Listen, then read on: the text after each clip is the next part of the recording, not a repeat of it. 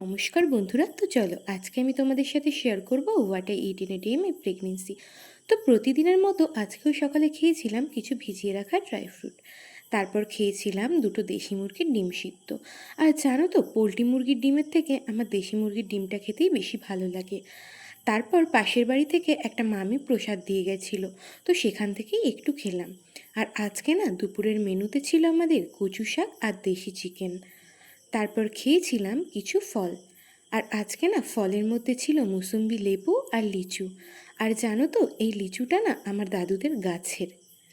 তারপর খেয়েছিলাম 1 কাপ ঘরে পাতা টক দই, যেটাই গরমে আমি রোজই খাই।